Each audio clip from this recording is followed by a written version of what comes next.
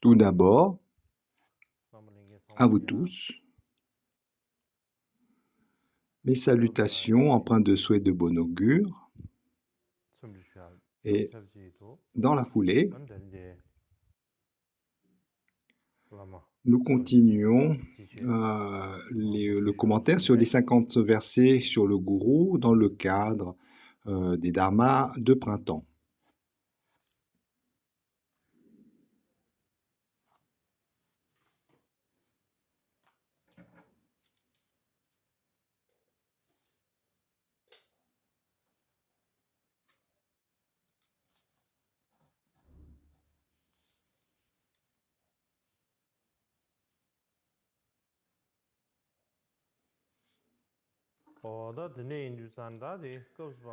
Alors, où nous en sommes?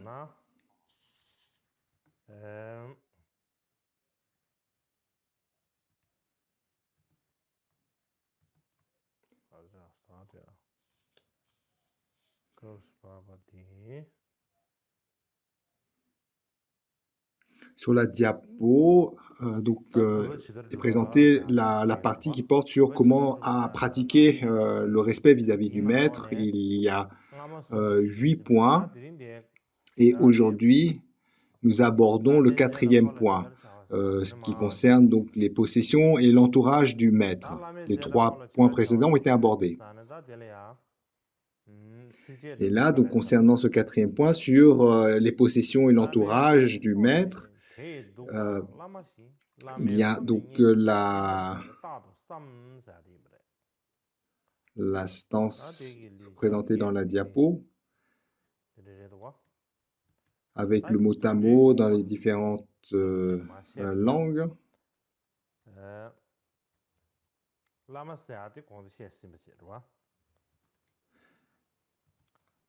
Donc, pour le mot à mot,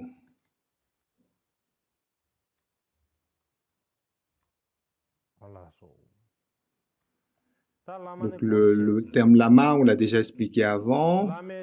Ensuite, on parle des zé, littéralement, c'est des richesses et des possessions.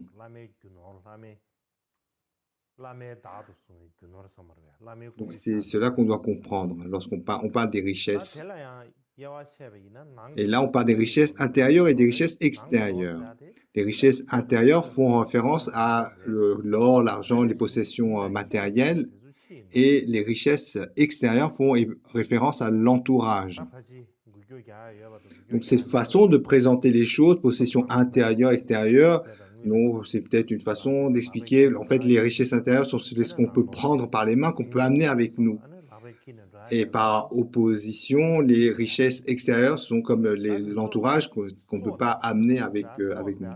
Et là, la stance qu'on a vue, qui est donc la 26e, elle parle de garder avec une attitude d'équilibre les richesses du maître comme aussi précieuses que notre propre vie et considérer l'entourage du maître comme étant avec la même bienveillance que le maître.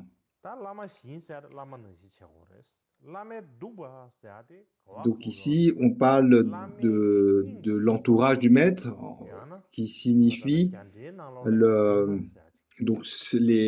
l'entourage qui tient à cœur au maître, comme sa famille, etc. Ou comme ça paraît secrète dans le cas d'un maître qui est un yogi. Ou alors, son épouse secrète ou sa descendance, dans le cas d'un gourou qui est yogi. Et ensuite, en se référant aux commentaires sanscrits, en résumé, on évoque l'entourage du maître comme les proches, la famille, les proches.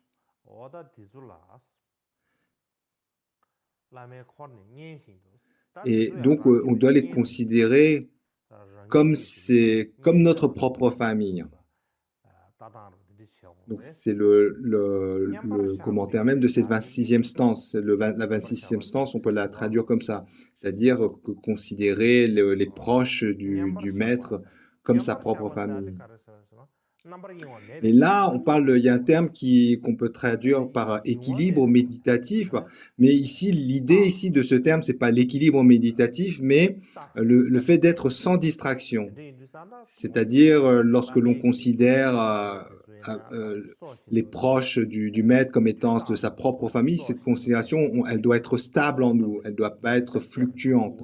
Donc, c'est ici le sens du terme équilibre. En fait, c'est un terme qui suggère un équilibre méditatif, mais ici, ce n'est pas ce que dit le commentaire, c'est que ça signifie une absence de distraction. On considère les richesses du maître et son entourage avec toujours une vue qui est sans distraction. Donc, c'est-à-dire le respect que on doit à l'entourage du maître, et il est constant de la même façon que le fait de considérer comme étant précieux les possessions du maître, et également, c'est une considération qui est stable. Et notamment, la stance 26, elle dit considérer comme aussi précieuses que sa propre vie les richesses du maître.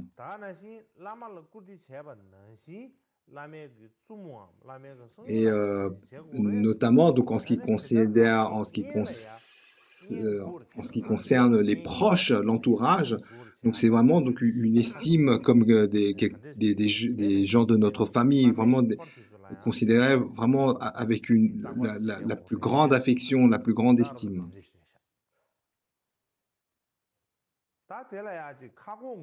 Ensuite, quelques citations.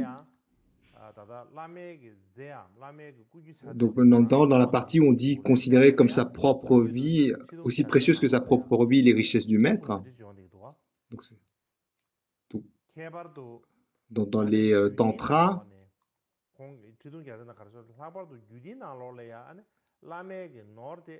donc il y a des passages où on explicitement dit qu'il faut considérer les richesses du maître comme aussi précieuses que sa propre vie.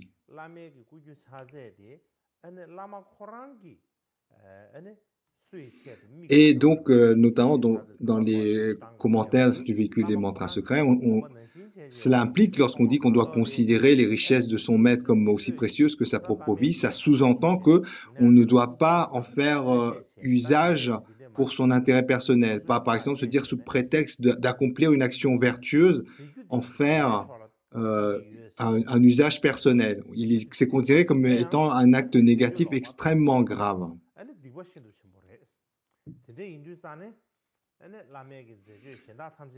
Et donc, notamment, dans les tantras, il est dit qu'il convient de considérer avec minutie et grande valeur toutes les actions du maître. Ses actions, donc de la même façon que l'on considère ses possessions matérielles et son entourage comme étant précieux, d'une façon générale, en fait, c'est toutes les activités du maître que l'on considère avec comme étant très précieux. Et donc, faire attention de ne pas corrompre cette perception, notamment à son profit personnel, ce qui consisterait une transgression, une action négative très grave.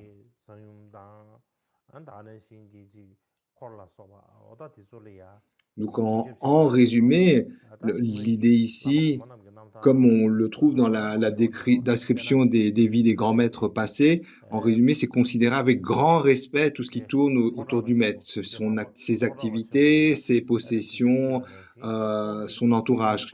Et notamment, pour exemple, Milarepa, il voyait non seulement Marpa comme étant un Bouddha, mais également donc son épouse secrète, Dharmema, en sanskrit Neradmaya, ainsi que le fils de Marpa, il les voyait également comme ses maîtres.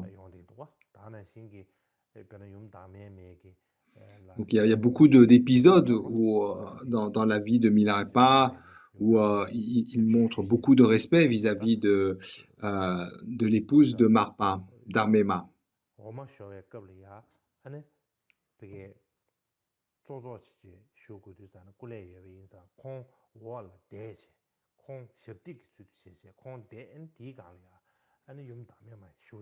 Donc, dans la ville, il y a différents récits où il se met au service. Donc, de Marpa, c'est sûr, il était l'esclave de Marpa, mais il servait aussi avec un très profond respect son épouse secrète, etc. Autre exemple également, le Mahasiddha Lingjepa. Donc notamment, ce point est relaté dans les annales bleues, où on dit que lorsqu'il avait 38 ans et que il voit Jogen, son maître Pramojupa, assis sur le trône, et à ce moment, donc c'est un épisode particulier, il avait 38 ans, c'était au 18e jour d'un mois d'hiver, le solstice. Et là, à ce moment-là, lorsque son maître Pramojupa s'assoit sur le trône, il a une foi, une dévotion qui est sans mesure, au point qu'il a la perception que même les arbres autour et les oiseaux qui sont autour, il les voit comme les émanations de son propre maître.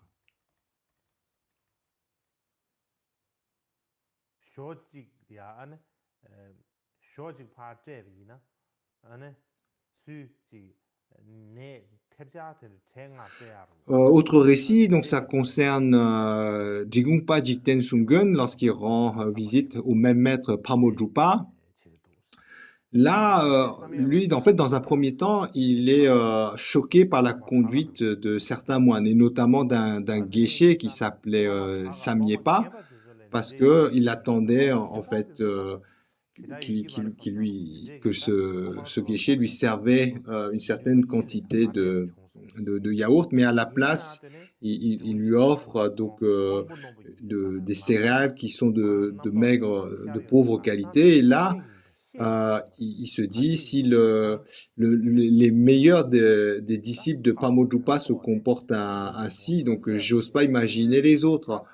Et là, il perd de la confiance vis-à-vis de la communauté monastique à cause de cet incident. Mais comme Jigungpa Jigten Sumjon, il avait des facultés de clairvoyance, il arrive à reconnaître un moment que ce mépris ou cette perte de confiance vis-à-vis cette perte de respect vis-à-vis de la communauté monastique constituait un obstacle. Il l'a vu, et par la suite, il a développé le respect, notamment en se prosternant 3 fois devant chaque membre de la communauté monastique, en récitant la prière à 7 branches autant que possible devant cette communauté monastique. Et si bien que, dans un premier temps, les gens, quand ils voyaient ce Jigungpa Jigten Sumjon, ils le trouvaient prétentieux, donc les moines le trouvaient prétentieux, mais par la suite, lorsqu'ils l'ont vu se conduire avec respect comme ça, ils ont également eu dévotion et respect vis-à-vis de Jigungpa Jigten Sumgon. Et là, donc ce Sumgon, ce maître-là, par la suite, il dit aussi que si on n'est pas capable de corriger ces manquements de discipline, il est difficile par la suite d'éprouver une foi et de la dévotion qui soit sincère. Donc voilà parmi les différents récits qu'on peut trouver par rapport à cette stance. Et on continue. Alors, la suite.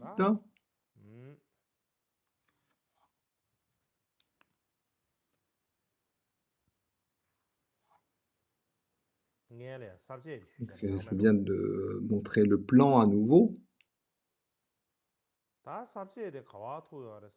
Alors, dans la structure de l'œuvre, dans le plan, où est-ce qu'on est?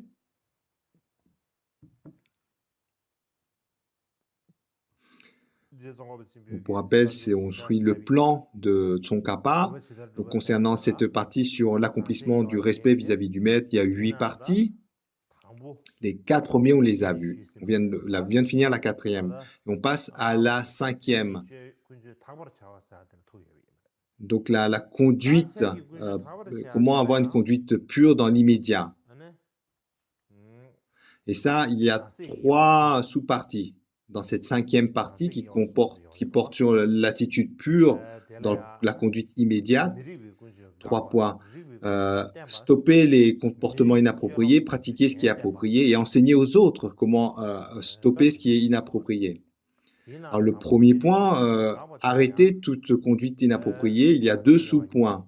Le premier, c'est l'entraînement lorsqu'on est dans la présence du maître, et le deuxième, c'est l'entraînement lorsqu'on est à portée de l'oreille du maître. Donc, le premier point, c'est lorsqu'on est dans la vision, à portée de la vision du maître, et le deuxième point, lorsqu'on est à la portée des oreilles du maître.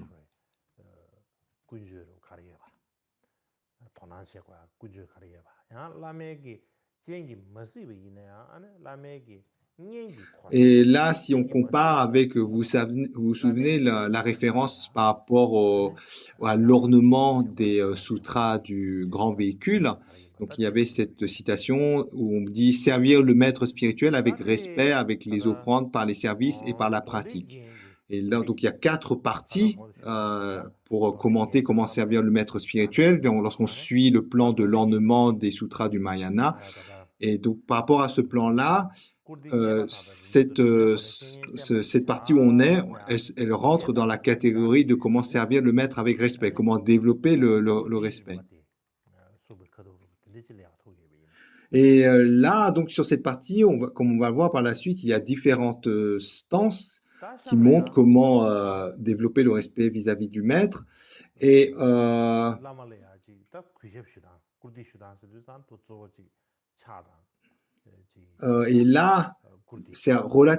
les versets qui vont suivre vont être relativement faciles à expliquer, faciles à comprendre, mais autant c'est facile à comprendre, autant le point crucial ici, c'est de mettre ça en pratique. C'est très important. Autant c'est facile, autant c'est important de savoir mettre ça en pratique. Donc c'est vraiment un point important. C'est une partie qui est facile à commenter, facile à comprendre, mais le point crucial, c'est vraiment donc de savoir mettre cela en pratique, notamment si on est un disciple qui a la chance de voir fréquemment son maître, de le servir, d'être dans l'entourage régulièrement. Et notamment, ces stances que nous allons voir, elles nous expliquent comment montrer de façon appropriée le respect au travers du corps, de la parole. Et ça, c'est notamment les stances très importantes parce que, comme on a dit, le maître, en fait, le maître authentique est la personne la plus bienveillante à nos yeux dans ce monde. C'est celui qui mérite tout notre respect, le respect le plus profond au regard de tout ce qu'il nous apporte. Et donc, que ce soit le gourou ou le maître Vajra, savoir montrer de façon appropriée le respect, c'est vraiment un point crucial, et par conséquent, les stances qui vont suivre, elles sont très importantes.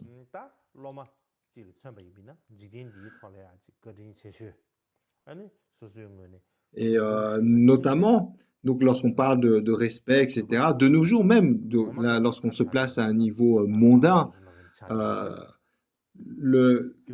comment on jauge l'éducation d'une personne? Eh bien, c'est par rapport à sa conduite. Et notamment, même si on prend un pays en exemple, la valeur de ce pays, on va pouvoir l'estimer ou le sonder au travers de l'éducation de sa population, du fait que c'est de leur histoire, donc leur histoire bien sûr, mais c'est surtout le degré d'éducation qu'ils ont acquis, la capacité de la population à pouvoir se comporter au travers de bonnes manières, à savoir être respectueux. Et notamment au Tibet, il y a ce dicton qui dit vous pouvez avoir la vue qui est égale à celle des dieux, mais votre comportement, il doit être en accord avec les gens. Et par conséquent, on doit savoir s'intéresser dans tous les domaines de connaissances qui portent sur comment bien se comporter et comment être respectueux. Même dans la vie ordinaire, c'est quelque chose qui est fondamental. Ça fait partie de l'éducation, de la civilisation. Et par exemple, donc tout ce qui fait le raffinement des civilisations, c'est cette capacité à montrer le respect d'une façon générale, même dans la vie ordinaire. Et par exemple, dans la culture tibétaine, il y a un langage honorifique avec les termes respectueux qui est très très développé. C'est parmi un des plus développés dans le monde. Et on peut en fait, en tibétain, écrire un dictionnaire entier consacré à des termes respectueux. C'est-à-dire donc des termes qui sont synonymes de termes de l'usage ordinaire, mais qu'on va utiliser uniquement dans un cas particulier pour exprimer le respect. Et notamment dans la tradition tibétaine, à ce sujet, nos ancêtres disaient que le comportement, c'est ce qui permet de distinguer les personnes qui sont honorables des personnes qui sont méprisables.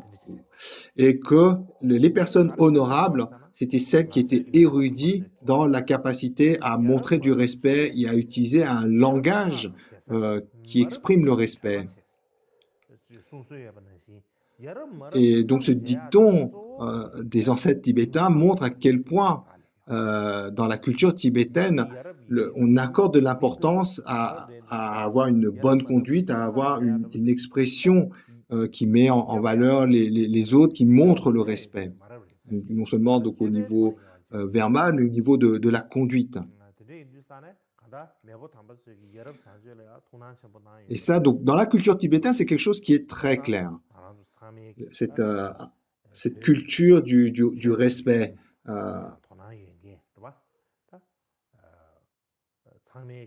Et d'une façon plus générale, donc c'est en dehors même de la culture tibétaine, donc le fait de savoir s'intéresser aux connaissances qui portent sur le respect, donc la considération des autres, etc., c'est quelque chose qui est fondamentalement important, et en particulier dans la tradition bouddhiste, par exemple, la base des 3 entraînements, c'est l'entraînement à la discipline. Et l'entraînement à la discipline, elle est principalement connectée à notre conduite physique et verbale. Et par exemple, dans le Vinaya qui codifie toute la discipline monastique, le plus grand nombre de préceptes portent sur les entraînements. Il y a par exemple 112 entraînements, notamment dans lesquels il y en a 10 qui portent sur comment porter les robes, 20 comment marcher, 9 comment s'asseoir, 8 comment faire l'aumône, 21 entraînements sur comment manger, 14 sur comment nettoyer ou réparer son bol d'aumône, et 26 sur comment enseigner le dharma. Et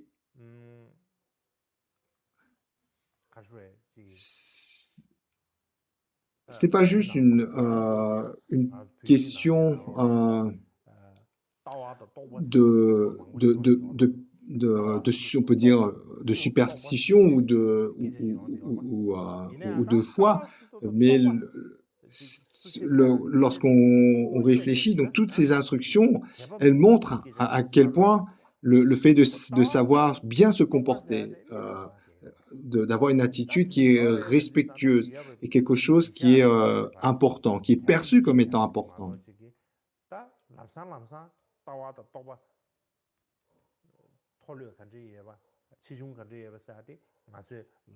D'une façon générale, il est difficile pour nous, dans un premier temps, de voir, de sonder quelle est la profondeur de la vue d'une personne Lorsqu'on voit un individu, quelles sont vraiment ses opinions, ses convictions, il est difficile pour nous de le voir. Mais ce qui saute à nos yeux, eh bien, c'est vraiment donc sa conduite, sa façon de s'exprimer, sa conduite physique. Donc ça, c'est des choses que l'on remarque très bien. Et notamment dans le véhicule des mantras secrets. Donc ça, on a parlé de la discipline dans le Vinaya, donc véhicule fondamental, mais notamment dans le véhicule des bodhisattvas, on parle aussi d'entraînement 34 qui porte sur des choses à ne pas faire parce qu'elles entament la conduite vertueuse, elles altèrent la conduite vertueuse, 12 entraînements qui doivent être abandonnés parce qu'elles l'empêchent d'accomplir le bien des autres, etc. Bref, il y a un nombre d'entraînements dans le véhicule des bodhisattvas et qui, si on les connaît, on se rend compte que c'est très précieux parce qu'on n'est plus aguerri sur savoir comment accomplir le bien des autres, comment éviter de leur faire du mal. Donc, ce sont des instructions, des entraînements qui sont extrêmement bénéfiques. Et dans le véhicule des mantras secrets, lorsqu'on regarde la base des engagements, des samayas, eh bien, elle consiste à ne pas rejeter le dharma, à avoir la confiance dans notre maître, le gourou, de développer de la compassion vers tous les êtres sensibles et notamment toutes les conduites qui portent sur le respect vis-à-vis, comment se comporter vis-à-vis du gourou. Tout ça, c'est enseigné dans ces fameuses 50 stances sur le gourou, donc en un seul texte qui comporte 50 versets. Donc, si on connaît ce texte, ces 50 versets dans le détail, on sait en fait comment bien se comporter dans le véhicule des mantras secrets, tout simplement. Donc, c'est extrêmement précieux.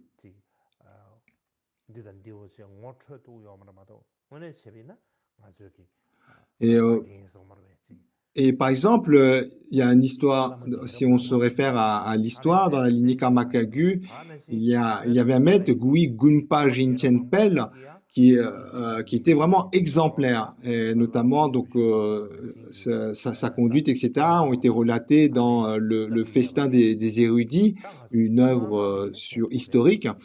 Et donc une des choses on parle beaucoup de ce maître, Guyi Gumpa Rinchen-Pel de notre lignée.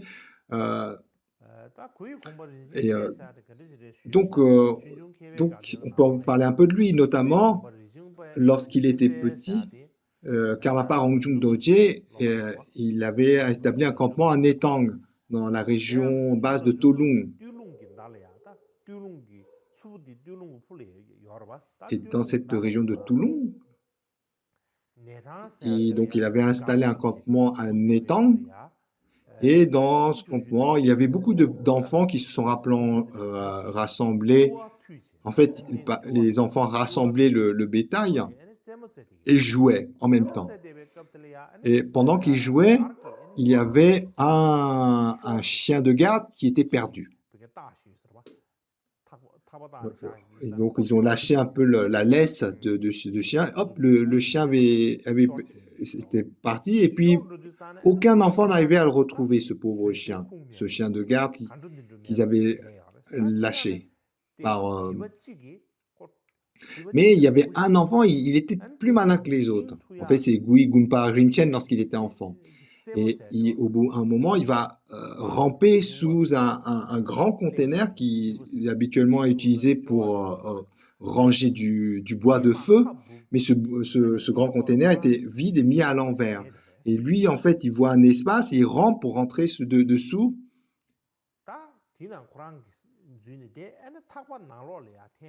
Et puis, en fait, le chien, il était à l'intérieur, en fait, de ce container.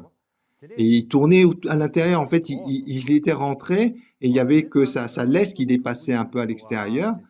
Et puis, il ne savait pas comment sortir. Et le gamin, donc, il avait remarqué ça. Et donc, il trouve moyen à faire ressortir le chien. Et là, ça étonne tout le monde, l'habilité de cet enfant. Et par la suite, Karmapa Rangjo Dorje donne des instructions aux parents de cet enfant. Et les parents offrent cet enfant, Gui Gumpa. Et par la suite, Gui Gumpa, il entre au service donc, de Karmapa Rangjo Dorje et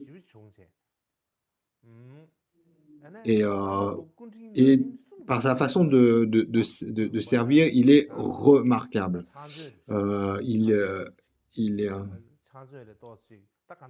Donc, tous ceux qui entrent en contact avec lui,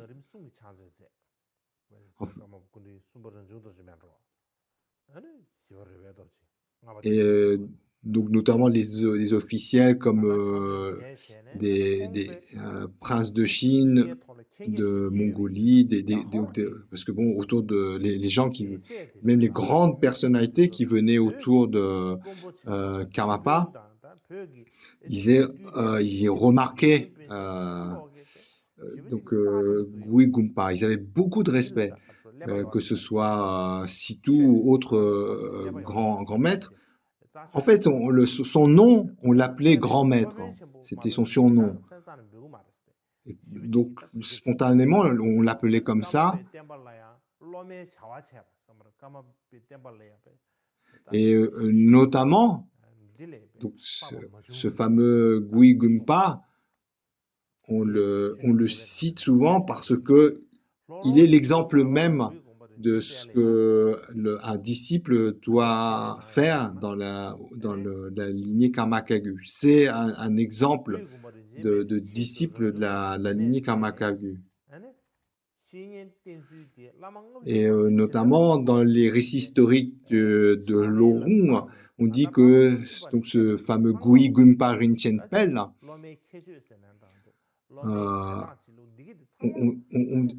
on dit, donc il y a plein de références qui le louent, qui le citent en exemple, et notamment on le considère comme étant la personnification de ces fameux 50 versets sur le gourou.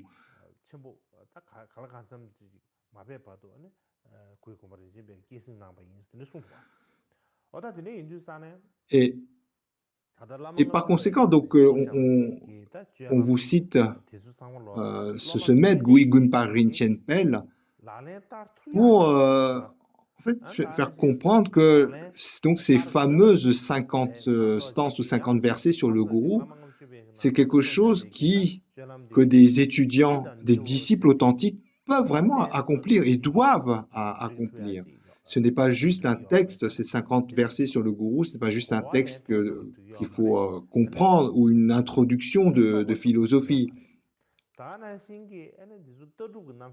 Donc, c'est pas voilà, un texte qui parle de vue philosophique, mais ce n'est pas juste non plus un texte qu'il faut juste comprendre, mais que c'est vraiment une œuvre pour mettre en pratique. C'est vraiment, on peut dire, le manuel du disciple authentique. Et donc, on continue la suite. On va voir le verset. Alors, donc, on est dans la partie qui porte sur les entraînements lorsqu'on est dans la présence visuelle du maître. Et donc, là, c'est la stance 27.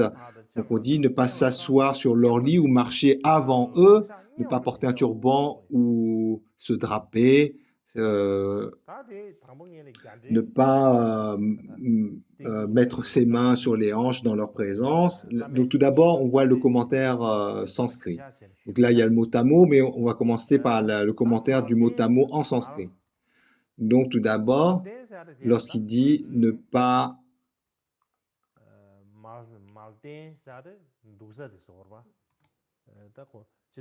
Donc, il y a le terme malden, ou lorsqu'on dit ne pas s'asseoir sur leur lit, on part... En fait, ici, le terme lit, c'est un endroit où on s'assoit. Donc avant, il n'y avait pas un endroit différent où on s'assoit, asseyait, et un endroit où on dormait. En fait, le terme désigne un endroit où on peut se poser. Avant, donc à partir du moment où un endroit où on peut se poser, on peut se poser assis ou se coucher. Donc on ne faisait pas cette distinction. Donc là, on parle d'un lieu où on peut se poser. Ensuite, on a le terme de précéder, qui veut dire, donc lorsqu'on dit marcher devant, ça veut dire aller avant, précéder le maître, sous-entendu le maître.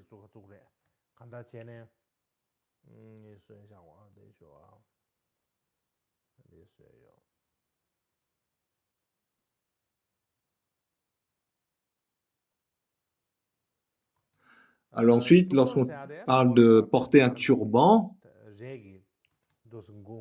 donc c'est un peu comme les Panjab, en fait, porter un turban, mais l'idée ici c'est se couvrir la tête avec un ruban, comme les Panjab.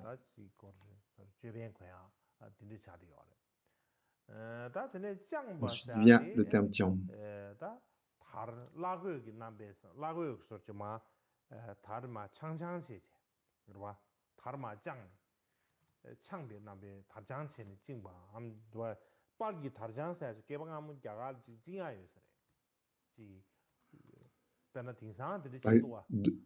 De nos jours, donc, vous voyez, dans la culture indienne, on voit des fois des Indiens qui se décoiffent, qui retirent leur ruban pour montrer le respect lorsqu'ils sont devant une personne vénérable. Ensuite, on parle de s'étirer les jambes. Donc, lorsqu'on est assis, là, il faut comprendre, lorsqu'on est assis, donc on étire les jambes devant. Ensuite, il y a les hanches, mettre les mains sur les hanches. Vous la voyez dans cette partie du corps. Donc, à peu près donc, il y a différentes compréhensions. Il y en a où vraiment, c'est vraiment les hanches même. Vous savez, là, on peut mettre les mains. Mais on peut le comprendre aussi. Donc, en fait, c'est plus toute la partie du tronc. Mais globalement, en fait, c'est poser les mains sur le tronc. Donc, sur le ventre, par exemple, ou donc aussi, par exemple, dans le dos. Mettre les mains dans le dos. Comme ça.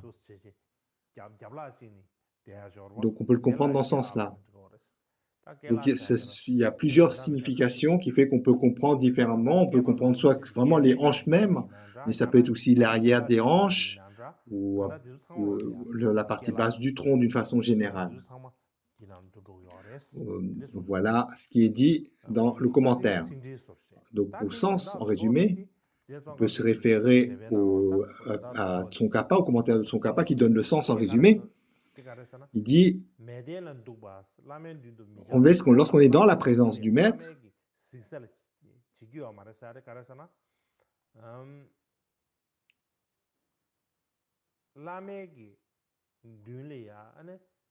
donc il ne convient pas d'être assis par terre sur un siège, un lieu où on demeure, le terme lit. Donc être allongé ou assis lorsqu'on est dans la présence visuelle du maître.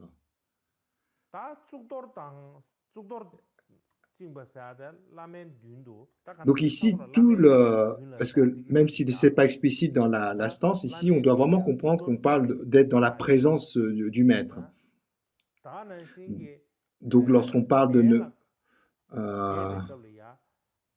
ne pas être, par exemple, assis ou couché sur un siège ou un lit, un endroit où on se pose, c'est sous-entendu lorsqu'on est dans la présence du maître. Si le maître n'est pas là, il n'y a pas de souci. Mais lorsque on est dans la présence du maître, on ne se pose pas comme ça. Ni qu'on se met les mains sur les hanches ou autour du tronc. Là, ça ne convient pas.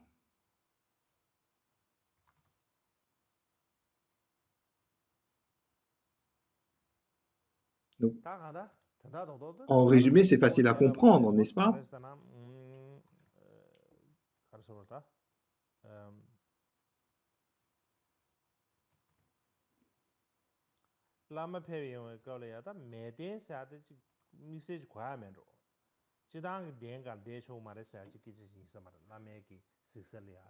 Alors,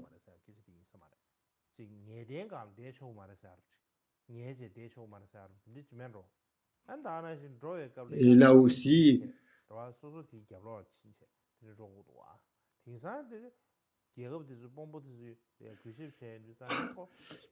donc ces instructions elles doivent être prises par rapport au contexte. Par exemple, de nos jours, il est commun que lorsqu'il y a une grande personnalité, que les personnes qui, pour montrer respect à cette personnalité, vont le précéder, vont marcher avant cette personnalité, n'est-ce pas? Ou d'une façon générale, c'est pas strictement offensant ou irrespectueux d'être assis devant la présence du maître. Il faut vraiment donc, comprendre le contexte de ces instructions. Et également le fait, donc là il dit de ne pas porter le turban dans la présence du maître, etc., ou de ne pas étendre les jambes devant. Il faut vraiment comprendre le contexte. Donc, par exemple, là, ce qui se fait pas, donc comme il dit dans les différentes citations, c'est par exemple si le maître est debout, donc là, lorsque le maître est debout, rester assis ou allongé, ce n'est pas approprié, c'est irrespectueux. Ou donc, comme par exemple dans l'ornement de Vajrahridaya, ne pas porter un turban ou une arme dans la présence du maître. Et tout ça, c'est donc à être pris dans le contexte. Stance suivante, la 28. Ne pas rester couché ou assis lorsque le gourou se lève, effectuer toujours leur activité avec la plus grande habileté, la plus grande énergie. Donc ça, c'est la stance 28 que vous venez de voir sur la diapo. Et là, donc le mot à mot de cette 28e stance. Donc là, rester couché ou dormir, ou même... Donc là, ici, dans la stance, on dit en présence. Le terme gourou est sous-entendu.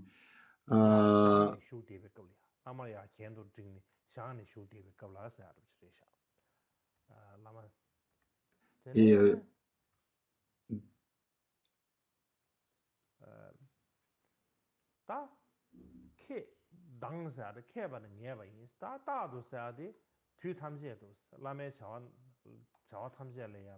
là, on parle à la fin, effectuer les activités avec grande habileté et grande énergie. Donc, on va développer un peu après. Et donc, ensuite, en suivant le commentaire de Tsongkhapa sur cette stance 28, donc, dans le commentaire de Tsongkhapa, il suit la traduction de Chaklu. Donc là-dedans,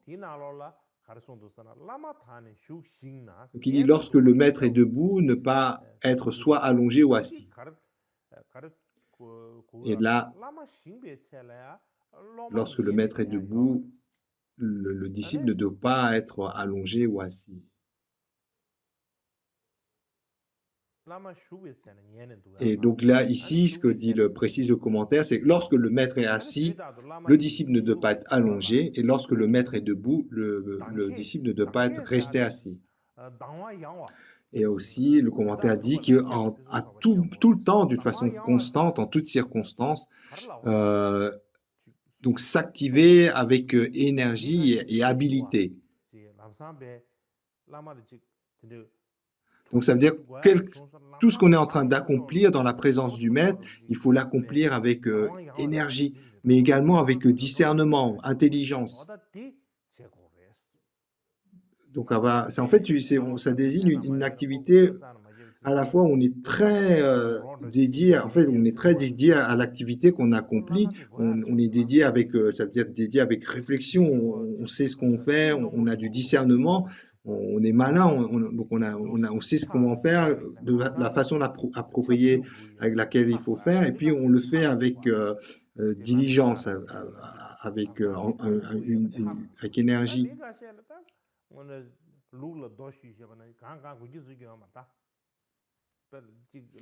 Et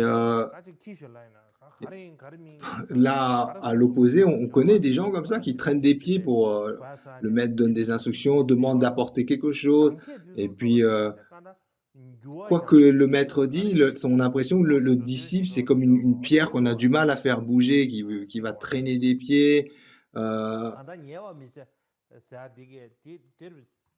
et donc là, en fait, voilà, l'image contraire, un peu péjorative, c'est le disciple qui reste affalé, qui a du mal à se lever, qui est toujours allongé, puis on lui demande de faire une chose, il traîne des pieds, qui le fait à contre-cœur. Donc ça, c'est et le commentaire en sanskrit dit que cette stance porte en particulier sur les vœux qui portent au niveau du corps. Donc il y a le corps et parole, mais ici en particulier, ça porte sur le corps. Ensuite, on revient au plan.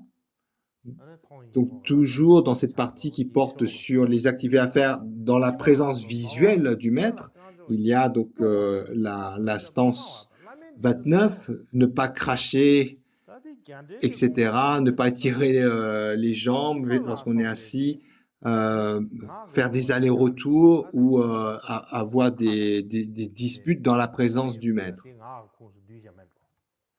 Alors dans le commentaire en sanskrit, on parle en fait donc d'une façon générale de tout ce qui peut encombrer les voies, le nez, ce qui peut encombrer le nez ou la gorge, donc cracher ou donc se moucher. Donc en fait on fait pas ça dans la présence du maître, on ne rejette pas on va dire, ses humeurs, son mucus. Donc, d'une façon générale, on fait ça discrètement, pas aux yeux de tous. D'une façon générale, même dans notre culture, il y a une façon de faire pour se moucher, pour cracher. On ne fait pas ça n'importe comment devant tout le monde. Mais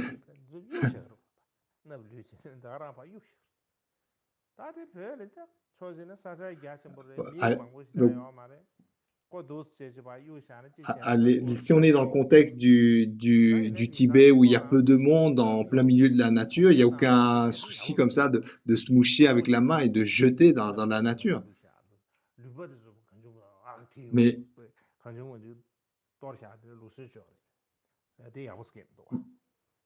Mais, donc voilà, mais si on est par exemple en public, donc on ne se comporte pas de cette façon. Et de la même façon, donc en particulier encore plus si on se fait pas ça en public, encore moins on fait ça dans la présence du maître. Donc que ce soit tous ce qui peut encombrer le nez, donc le texte dit le nez, la bouche, la langue, etc. Ce qui est entre les dents, on crache pas comme ça. Et puis également, lorsqu'on est assis, par respect, on ne tire pas les jambes, on n'étend pas ses jambes. Et on ne fait pas des allers-retours comme ça lorsqu'on est debout. Et, et aussi, on ne se dispute pas bruyamment dans la présence. Donc ici, le terme dans la présence, ça sous-entend de façon visible.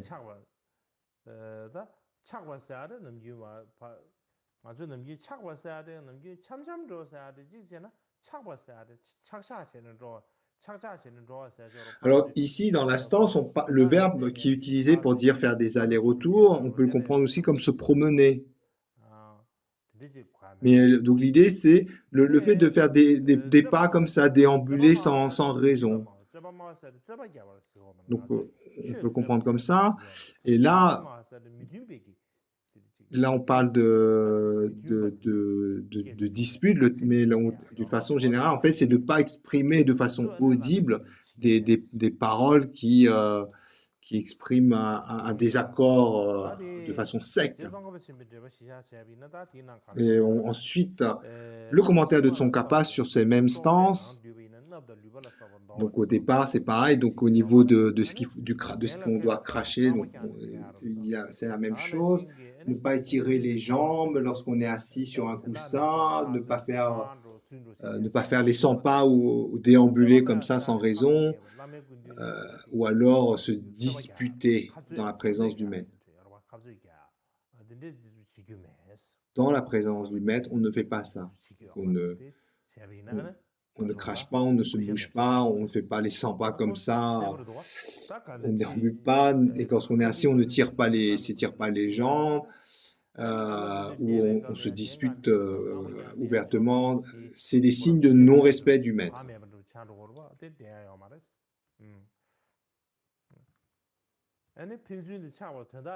Et notamment dans le terme dispute, voilà. Donc avec une autre personne, mais d'une façon plus générale, en fait, c'est ne pas exprimer de façon audible des paroles qui créent l'inharmonie. On continue.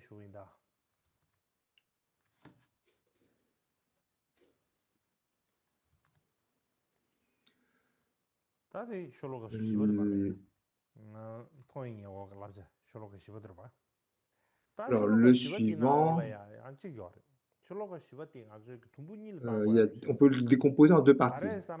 Notamment, si on suit le plan, les deux premiers vers, ça fait partie d'une partie du plan, et la deuxième,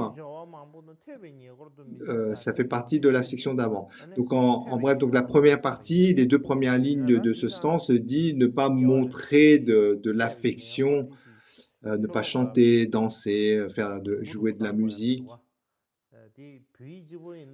Et puis ensuite, donc le deuxième, c'est ne pas avoir des conversations déplacées qui peuvent être audibles par le maître. Donc on voit bien les deux derniers vers entrent sur les entraînements à la portée de l'oreille du maître, alors que celui avant, à ce qui est... Non, oui. Donc, là, le mot à mot,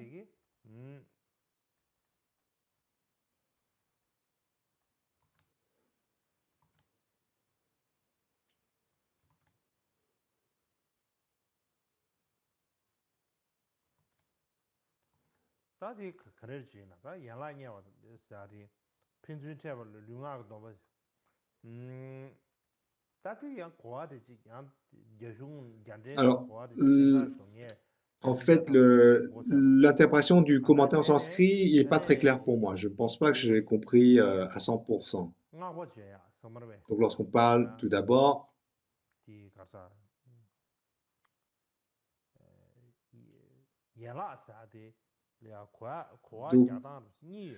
donc il y a un terme, on peut traduire par mutuel, mais c'est pas si sûr que ça.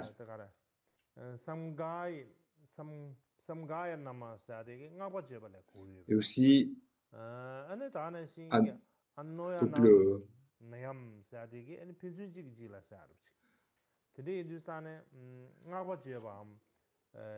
donc dans le tableau, la deuxième et troisième ligne, est-ce qu'on doit le comprendre comme le fait donc on l'a traduit nous par exprimer de l'affection mutuellement, mais c'est pas si sûr que c'est la meilleure façon de le traduire. Ensuite, le mot après,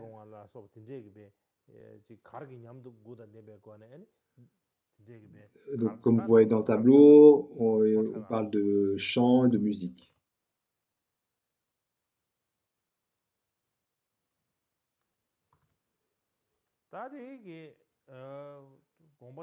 Et on suit le commentaire de Tsongkhapa.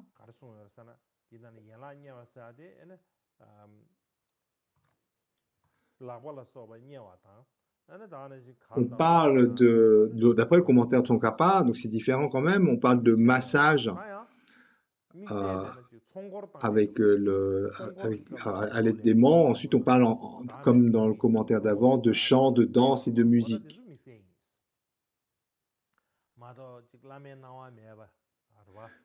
Et donc, bien sûr, le commentaire dit que ce sont des choses qu'il ne faut pas faire, à l'exception donc lorsqu'on est dans le cadre d'une pratique, notamment de Gana Chakra.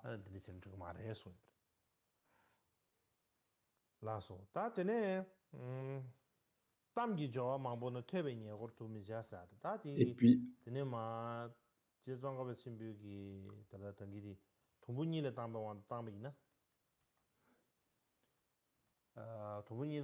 ensuite, les deux derniers vers de cette 30e stance qui dit donc ne pas avoir de conversation déplacée dans un lieu qui peut être audible pour le maître.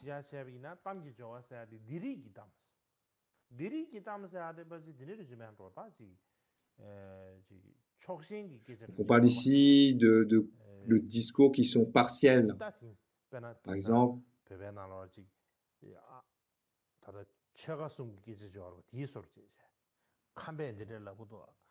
on se dit, entre Tibétains, il y en a qui disent, les Amdo, ils parlent comme ça, les Kampa, ils parlent comme ça. On fait des partialités, des discours qui font preuve de partialité, de discrimination. Les Kagus sont comme ça, les Gelou qui sont comme ça, etc. Vous savez, lorsqu'on commence à avoir ce genre de discours discriminants.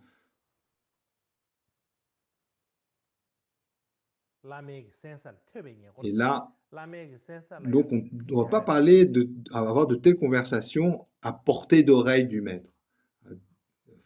Voilà, à portée d'oreille.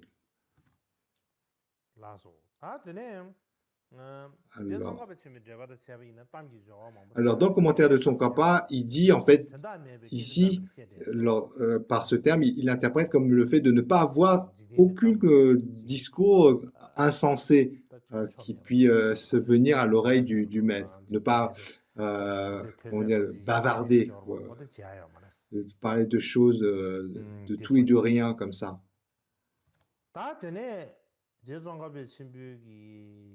Et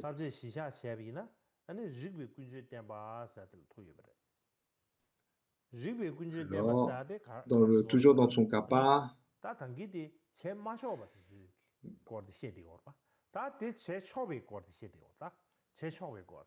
donc tout ce qu'on peut faire. Donc là, c'est dans la partie de ce qui convient de faire. Donc s'incliner lorsqu'on se lève et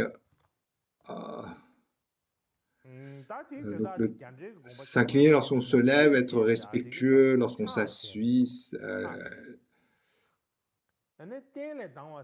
Et puis, la nuit ou lorsque le chemin est dangereux, on peut précéder le maître si on reçoit l'instruction. Ça, c'est...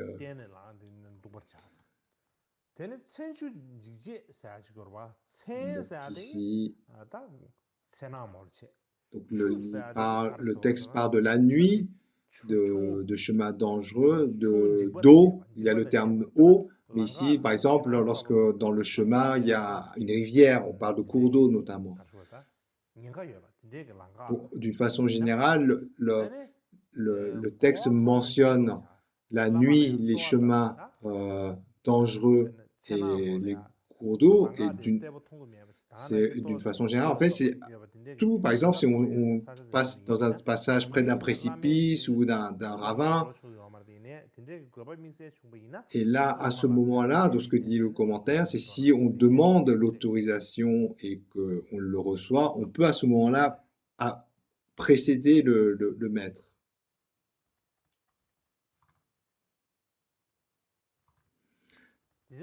Alors, si on suit le commentaire, l'interprétation de Tsongkhapa, Donc tout d'abord, il dit que l'on s'assoit ou qu'on se lève dans ces deux moments, le moment où on s'assoit, le moment où on se lève, il convient de montrer le respect. Donc par exemple, on se lève, mais si on se lève devant le maître, on se lève avec un geste qui montre le fait qu'on s'incline, qui montre le respect. Et ensuite, concernant le fait de traverser, de voyager la nuit, ou lorsqu'on doit traverser des cours d'eau ou des routes dangereuses, et qu'on reçoit l'instruction du maître comme quoi on peut aller d'abord pour vérifier que le chemin est praticable ou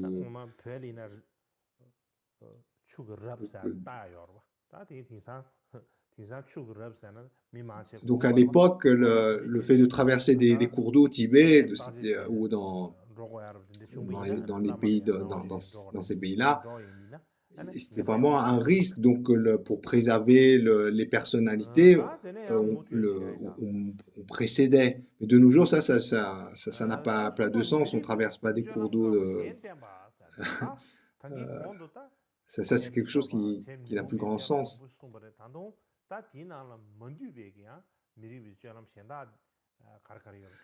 Ensuite, dans la troisième partie, comment donc enseigner aux autres d'arrêter des comportements inappropriés. Qu'est-ce qu'il dit? Lorsqu'on est à portée de vue du maître, les personnes sages ne bougent pas leur tronc, qui ne s'appuient pas sur un poteau, etc. Et ils ne font pas non plus craquer leurs membres, leurs doigts. Alors, ici, donc d'une façon générale, on parle le fait d'agiter son corps comme ça. Et ça sous-entend en fait de ne pas être capable de se poser tranquillement. Ensuite, la deuxième chose qui ne convient pas de faire, c'est de s'appuyer. Le texte dit un pilier, etc. Sous-entendu, en fait, que ce soit un pilier, un poteau ou un mur, en fait, on ne s'appuie pas comme ça contre un support. Et puis, on ne fait pas craquer ses doigts. Notamment, donc, le fait d'étirer ses articulations pour les faire craquer.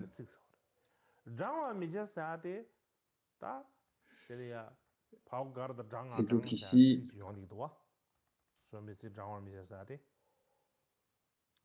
dans le commentaire de Tsongkhapa, qui se réfère à différentes sources de commentaires, voilà. Vous voyez, donc le fait de tirer, voilà, le fait de tirer comme ça, doigt après doigt, faire craquer, crac, crac. Ça fait craquer comme ça. Ou il y en a qui craquent comme ça en joignant les mains et qui font comme ça, crac, crac. Ça, il ne faut pas le faire. Comme ça, par exemple. Ou alors il y en a qui tirent doigt par doigt, qui tirent comme ça fait pour faire craquer.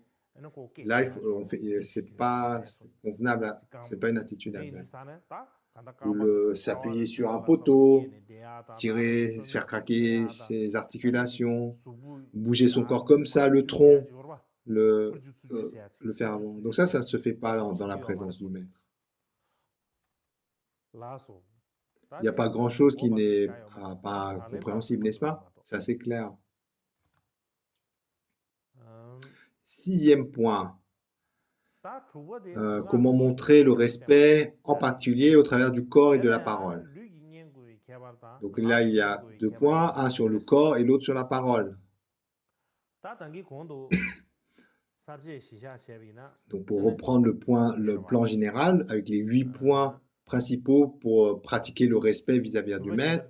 Le premier point, faire les offrandes. Deuxième, voir le maître comme étant un Bouddha. Et le sixième point, donc c'est les pratiques au niveau du corps, de la parole, les pratiques particulières. Donc le sixième point, il porte aussi bien sur le corps et la parole. Donc il y a deux sous-points. Alors, donc sur celui du corps, Donc, lorsqu'on baigne les pieds ou lorsqu'on oint, lorsqu'on fait un massage, etc., commencer et terminer avec des prosternations. Et ensuite, accomplir entre les prosternations ce qui est approprié, qui est réjouissant littéralement. Alors ici, on parle de laver le corps dans la tradition indienne, notamment si on regarde les traités et les commentaires indiens. Donc on parle de laver les... Donc il y a un terme qui signifie oindre, comme vous savez, vous mettez de... Donc par exemple de oindre la peau avec de l'huile de sésame. Et, donc si on... Donc on parle... on distingue deux choses, le fait de baigner les pieds pour laver les pieds, et puis le fait pour protéger le corps, d'oindre une huile.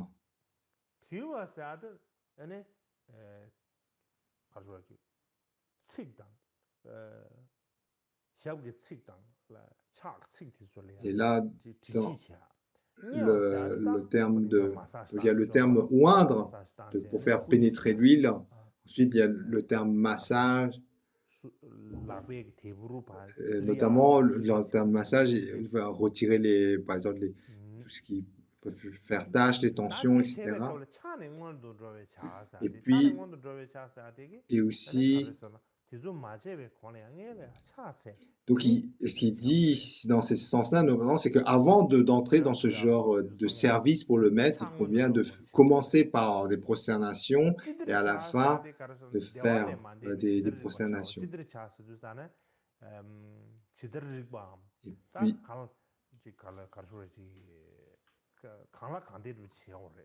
par exemple, il y a certains maîtres dont leurs pieds, si on lave leurs pieds,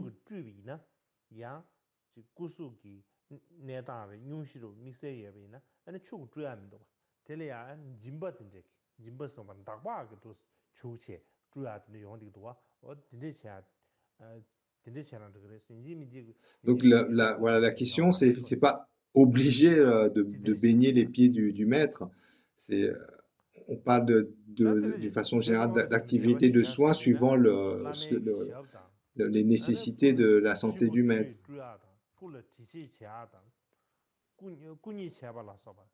Et donc toutes ces différentes activités qui sont appropriées pour servir le maître, on les accomplit après avoir d'abord fait des prosternations, et puis une fois qu'on a fini également, à nouveau on fait des prosternations. Alors lorsqu'on parle des prosternations, donc on se lève, on fait des prosternations. Donc c'est l'inné qu'on a, mais dans la culture indienne, lorsqu'on fait des prosternations,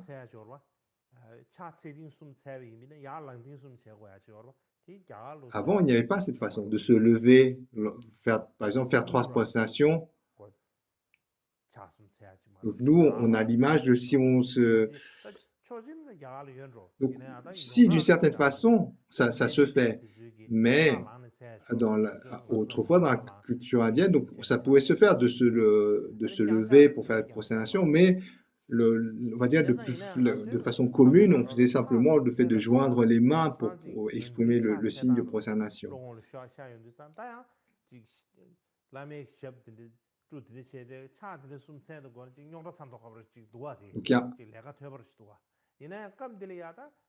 Donc, lorsqu'on voit parce que nous on parle de prosternation, tout de suite on va dire c'est compliqué avant de faire le massage, se lever, faire la prosternation ou faire les prosternations longues comme à la tibétaine, mais il faut comprendre le contexte lorsqu'on parle des prosternations dans la culture indienne à l'époque.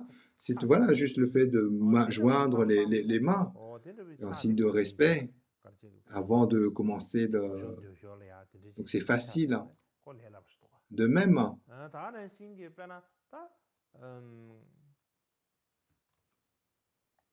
ça j'ai entendu en Thaïlande, Les massages thaïlandais sont très connus. Les massages thaïlandais. Donc, on faisait également au roi. Le roi aussi recevait des massages. Et lorsqu'on faisait... Donc, il fallait montrer du respect. Donc, par exemple, montrer des prosternations. Avant de faire le montrage, on rendait hommage au roi. Donc, il y avait un protocole. Donc, avant, il y avait ces protocoles en Thaïlande. Et aussi, donc, le fait de, lorsqu'on rase la tête d'un gourou, avant de raser, donc il y a cette tradition aussi, il y avait cette tradition d'offrir des prosternations.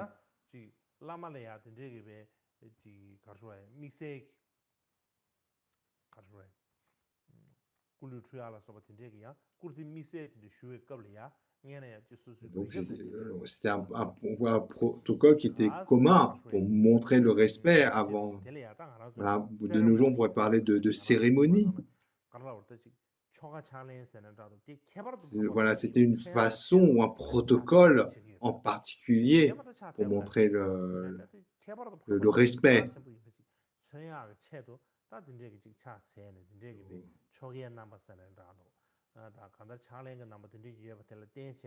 Et donc là, c'est un peu ça qui est mis en valeur dans ces stances, ce protocole un peu particulier que l'on montre au regard d'une grande personnalité. Ensuite, on vient donc au niveau de la parole.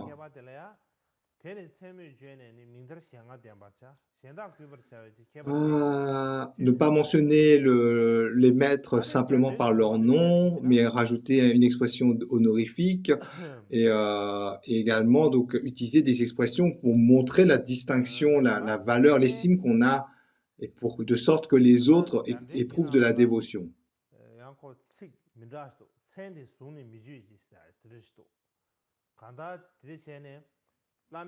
Donc là, on ne mentionne pas explicitement le nom du maître.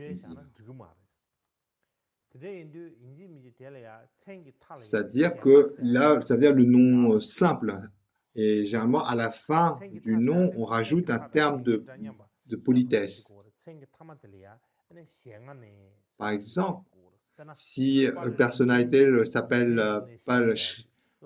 Sri Ratnakara Santi, on va l'appeler Santipada, qui veut dire c'est un terme honorifique comme on retrouve très couramment dans les différentes langues d'Asie.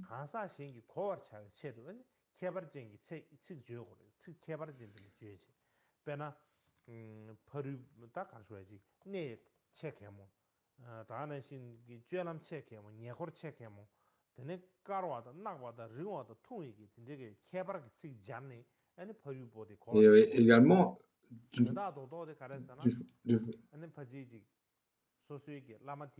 c'est le maître,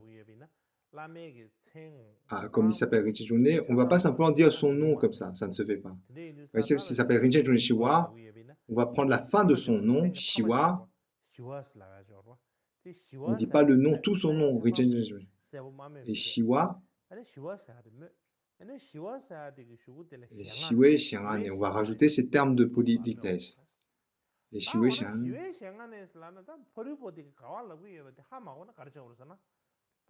Et en fait, cette expression à la fin, ça permet aux autres de comprendre que cette personne est particulière. Donc c'est vraiment un terme, comment dire, nous, on pourrait pas dire, voilà, qui mettrait en valeur, qui fait que toute personne qui entend comment on appelle le maître comprend qu'on s'adresse à une personne qu'on estime beaucoup, envers qui on exprime un grand respect.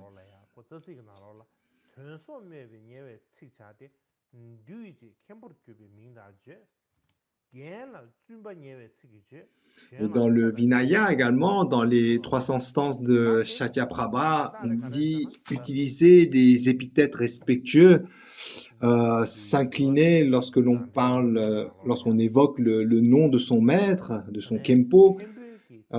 Les jeunes utilisent notamment les termes respectueux lorsqu'ils s'adressent à leurs aînés.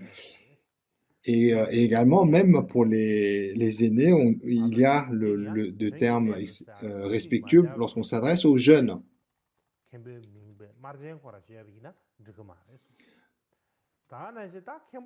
Et là, donc, d'une façon générale, là, ce qui est évoqué dans cet extrait du Vinaya, c'est donc d'une façon d'utiliser des termes respectueux.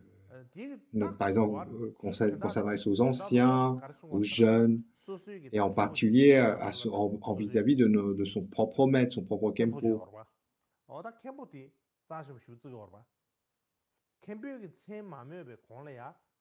Et donc, notamment, le respect le plus élevé, comme l'indique dans ce passage du Vinaya, est adressé au Kempo. Et d'abord, donc, dit, le premier lieu de respect, c'est notre maître, le Kempo. Si on évoque son nom et qu'on vient de s'incliner, et les jeunes ensuite, les jeunes doivent montrer le respect lorsqu'ils s'adressent à leurs aînés, et même les aînés, lorsqu'ils s'adressent aux jeunes, doivent faire usage de termes de politesse.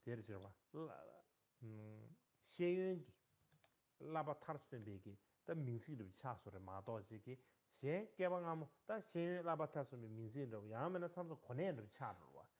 le fait d'utiliser, notamment le texte parle d'utiliser des épithètes qui expriment le respect. Donc il y a des épithètes ou certains noms, des expressions qu'on utilise pour faire comprendre qu'on exprime un respect.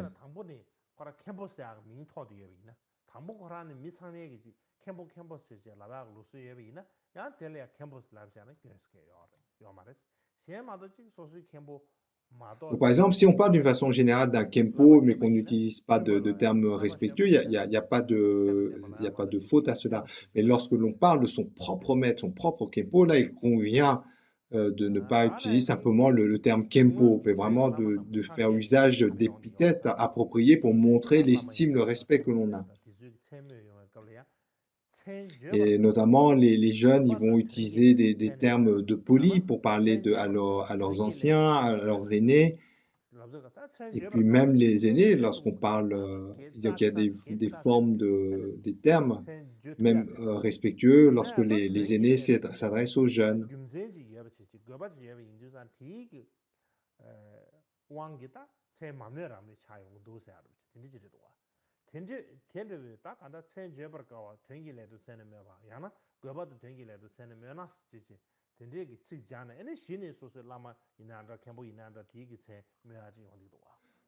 Et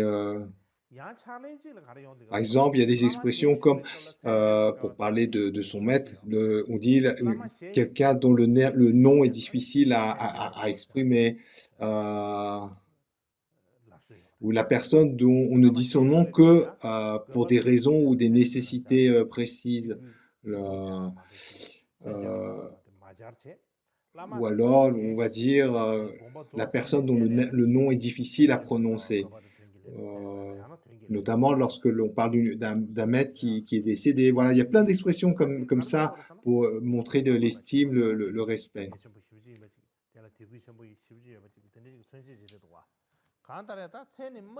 Quoi qu'il en soit, en résumé.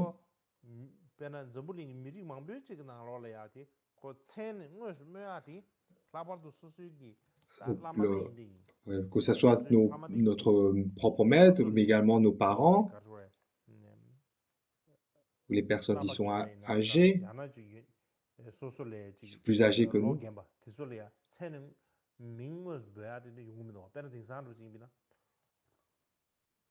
Par exemple, de nos jours, même au Tibet, on dit Gela, Gela, cette expression. on s'adresse à quelqu'un qui est plus âgé que nous.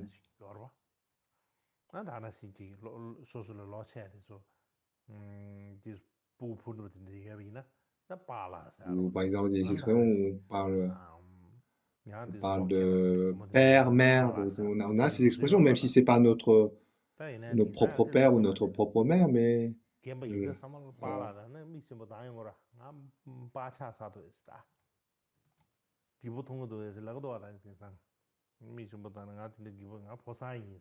mais non,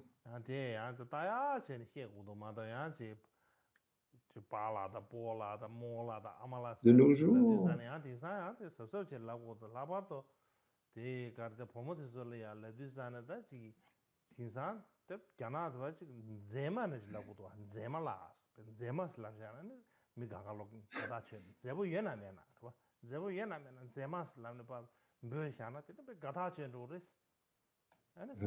par exemple, donc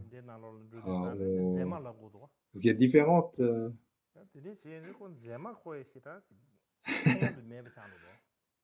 des expressions, on dit des termes.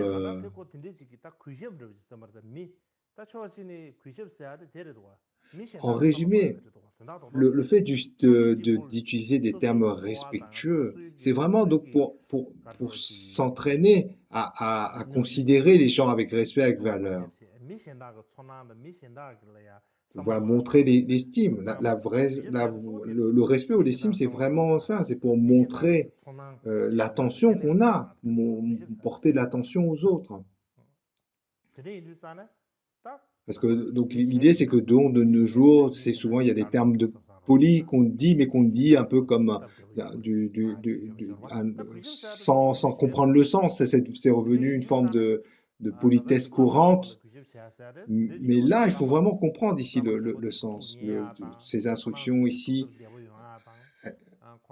elles ont vraiment un sens profond. Le fait c'est comme ça, c'est vraiment c'est pas juste le faire de dire des politesses plates. Si c'est juste formel, ça n'a pas tellement de sens.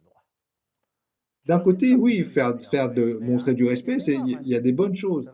Mais le fond du sujet, c'est vraiment que dans notre cœur vient l'attention, l'estime au regard de l'autre. Il y a des scènes. Et des fois, on le voit, ça, on peut voir. Il y en a, ouais, des gens, ils arrivent. On voit que c'est formel. La façon dont les mots sortent, comme on le dit, on sait, ils sont polis, mais on voit que c'est une politesse de surface.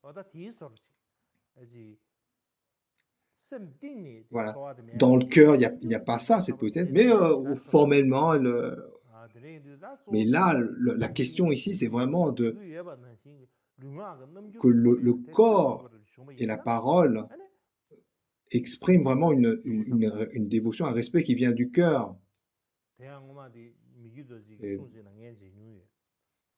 Donc on parle de foi et de dévotion. La foi, elle porte sur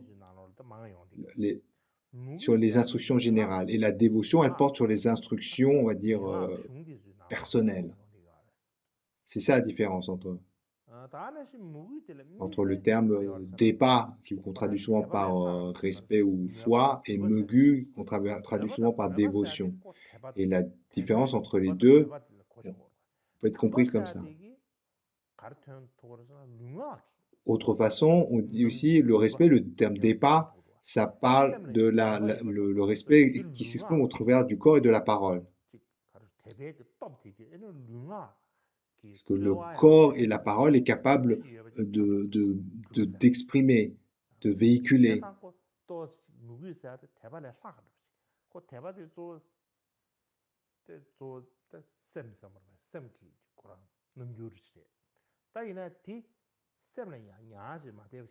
Donc, pardon, donc en fait, dépa, c'est la dévotion, le respect qu'on ressent, et lorsqu'on arrive à l'exprimer par le corps et la parole, on parle de dévotion. Donc ça, c'est une autre façon d'exprimer la différence entre Depa et Megu.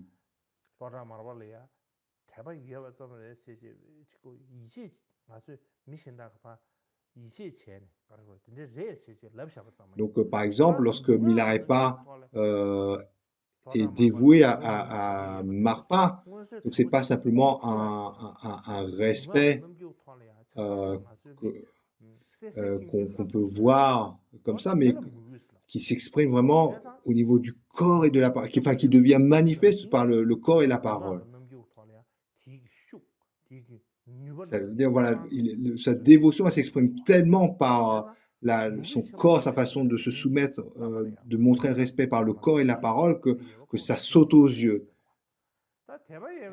Alors que le terme Depa, la foi ou le respect,